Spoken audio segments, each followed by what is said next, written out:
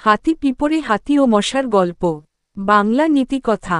একবার এক বর্ষর গর্বিত হাতি জঙ্গলে হাঁটছিল। হঠাৎ এক ছোট্ট মশা এসে তার কানে গুনগুন করে বলল, এই হাতি মশাই, তোমার মতো বড় শরীর হলেও তুমি কিছুই না। আমি কিন্তু তোমার চেয়েও বেশি বিরক্ত করতে পারি। হাতি একটু হেসে বলল, তুই তো একটা ছোট্ট মশা, আমার কানে ঝি ঝি ডাকের মতো বাজছিস। মশা রেগে গিয়ে হাতির কানে ঢুকে গুনগুন করতে লাগল। হাতি বিরক্ত হয়ে কান নাড়াতে লাগল, সুর নেড়ে পালাতে চাইল। কিন্তু মশার গুনগুন থামছেই না। শেষে হাতি আর সহ্য করতে না পেরে দৌড়ে গেল জঙ্গলের ভেতর।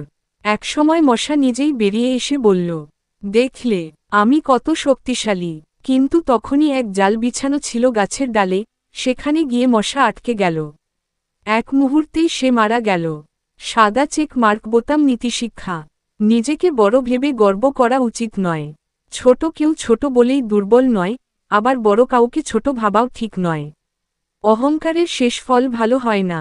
গল্প শুনতে চ্যানেলটিকে সাবস্ক্রাইব ও বেল আইকনে ক্লিক করুন।